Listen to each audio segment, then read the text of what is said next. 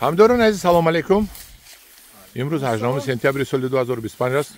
منور سلام علیکم. و علیکم السلام. شما دید؟ رحمت. همداران عزیز ما قرار داریم در ولایت سوخت در شهرک خیرقوم در نزدی بوته‌های شوهالاف. سال گذشته من هم شوهالاف رو نشان دادم، بسیار خلق ذوق کرد، حتی با من پولم دادن، من پولشون گرفته بهار و امیده بودم که شوهالاف میتیم، لیکن شوهالاف ما زمستان رو نگذراند، ریشش خنک زد و امسال منورکه باز با وی نگاه نکرده و از جای رفته شوهالاف آورده است. شوهالاف سبزونیده است. حاضر ما یک چند سوال داریم با اکای منور میتیم. اکای منور همین سال گذشته همین شوهالاف ما خالده پیشنهاد کردیم، خلق بسیار معقول کرد و بسیار پولم دادن، خریداری کردن، نتونستیم پولشون گردانده دادیم. مانا شما باز کردید، باز آوردید. سببش چی که موقع همین اکو زمستان ما گذرانده نتونستیم؟ من خالده فهموندم که زمستان نگذراند، شما باشد با آوردید. همین خیلی اکو دنیا با امید ناامید نشدیم، با رفتیم با آوردیم. خیلی گرانیتسا ذکر کردم ازبیکو، با نیک گذشته آوردیم الحمدلله. انا خیلی خوب شد آوردیم. خوب این چیز عجایب چیست که یکو. چی عجایبی دارد؟ عجایبش همین که از همین یونچخه یکو بیده 10 برابر زیادتر میتونه تون نمیتونه. خلاصش بله. از جوار مکه هم 10-12 مرتبه زیادتر میتونه. از جوار مکه. بله.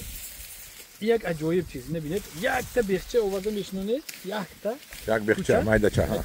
کوچه آورده میشنونید 40-50 تا میشه تا همین وقت. از سال دویم سری تا 200 تا زیاد میشه. یعنی یک گکتر این 5000 سنر میتونه. 500 تن میتونه یک گکتر. این خیلی نیست، این معجزه بود. برای همین نورمین نشدیم آوردیم، خیلی پرسیدیم از ترکا، پرسیدیم از امریکانسو، پرسیدیم که چیکار کنیم. از چند توصیه دادن، خدا خواهد این سال زمستان میگذرونیم. همین زمستان گذره دیگر این مطابق تو است. شما زمستان چرا گذراندن اینا؟ این من میدونم که زمستان اگر خودش هم ندیدم خیلی زمستان نمیگذراند. بله این -2 گرادوس میمورد پیشش. اما اینا چیکار کنیم گفتن که بالاش به تقریبا 10 سانتی متر علف خشک پرته، بس 30 سانتی متر خاک پرته، بالاش با سلفان کشید میستاد زمستان میگذرونه. یا اینکه ما دیگه فکر کردیم که اینا میکنیم، خب در چیز انبار میکنید، در انبار نگه میداریم، بعد آخره ما فعلا برآورده میشنونیم. چیکار میکنید؟ همین رفیده برین همینا؟ بله همین میداوریم و کوفته میگیریم، یا چیز هست کو کپاتلو هست کو کارتوشکا میکنم. و بعد این قدر مهنت کیلوی مهنت هست این؟ آخر البته هست، چون که همه زاترات زیاد داشته باشدن، مصرف زیاد داشته باشدن، اینا درآمدش داره. درآمدش یک معجزه بود. این همش خودش میپوشوند. این از تخم میشد به؟ این تخمی نداره که. این اصلا وطنش ویتنام است. این امریکانسو گرفته سلکسیونشون سلکت کرده، اینو به قوت کرده، خیلی چیزاش تغییر داده. تخمش هم نیست کرده برای بیزنس. فقط این روی کوچه اضافه میشه. از ریشش. امسال شما برای نگاه کردن تا بهار چیکار کردن هستید؟ خب اینا خدا خواهد بعد یک ماه دیگر میکنیم ریشه هاشه، من در آورده میمونم. حد دونو با جا میکنیم و یک تون کرده در آورده میمونم. خیلی زیادی کلام مصرفی کلام خوش نمیشه تو بهار در درون انبار؟ نه هیچی نمیشه. خاکش قطع میگیره؟ خاکش که 4-5 گرادوس میشه که در انبار. پیروز 4-5 گرادوس این نمیموره. یا خیر میسته. نسبتا تاریکی میشه. ولی نکرده دوگ امسال یکم برمتی؟ البته ها. سال گذشته ما 100% از دست دادیم اینا. شما میتونید با فروش برآورده میتونید می؟ اینا من نمیدونم، لیکن میبیاریم. باید بار دیگه میبیاریم ولی تا اولی بهار. اولی بهار. البته. ان شاء الله. و خلق خریداری کنه چیکار کنیم؟ میبیاریم. اینا میبیاریم آخرای فوریه. من تلفن شما مونم میادم بابا. مرحمت بیاریم. لیکن من حاضرش اتفیچت نمیکنم. اگه منور؟ ما همین میبریم سوال این میشه کار. نه مشتوگی کور اینا بینید بهترین اینا چند درام میشه اگر؟ ما حدود 3 درام میشه. اما 4 درام کرده میشه. چون ما خیلی دیر آوردیم، آخری مای آوردیم اینا. اگر اینا 1 متری مونده درام کنه چی؟ اوه خیلی کنه 6 بر میداره. اینا همین بعد ترک درایم خوبتر میو که من خیلی کلانتر کنیم خوبتر. 1 متری درویم یا که من این 2 متر 2.5 متر شده است. این 2 متر شدگی همین نغزش 1.5 متر. 1.5 متر. 1.5 متر با پروتئینش از همه زیاد میشه. 1.5 متر پروتئین 18% پروتئین دور میشه.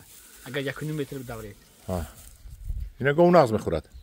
نه تنها گو گوسفند مرغ. خودی ما همین پیش گو بریم میخورد. من مو درویدم. هم درون عزیز از همین پیش گو میبریم. اونجا من گو دیدم. چند فرمادورو دو دیویسو. چند تا آدمایی که فرمادور هستن دو دید. همشون خورسن. علف دو دید. همین تر دو دید. خورسن. برای وای دو دید می. سه روز به 1.5 لیتر شیرشون اضافه شدگی 5% قیمقشون اضافه شدگی 5% خیلی زیاده ژیرناست.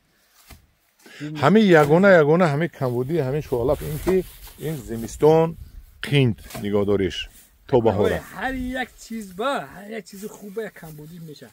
کمبودی این همین که همین برطرف کرده میشه. آدم خرید کن. ببین آدم‌ها انگور، انار، حتی انجیر گور میکنن از زمستون. گور میکنن. این چی است؟ یه ریشه است.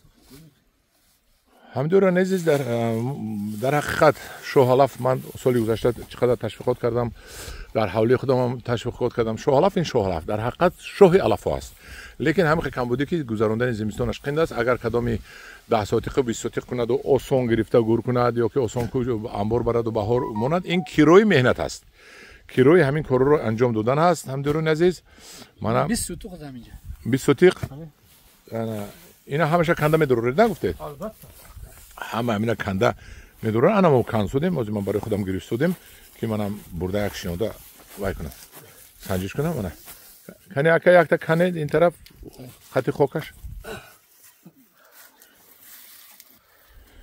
کنی انا هم درون عزیز این من برای من خودم گرفتم میبرم منم سنجش میگذارانم که انا چخیل میشه همین خراب کده اندازه من پگو دوشنبه میبرم ما هم برده کنی امسال با سنجیدیم نگاهداریش کنه ببینیم چه میشه همدوران عزیز هر یک کار سنجش دارد تجربه دارد آموزش دارد می آموزیم یاد میگیریم شما هم می آموزونیم ما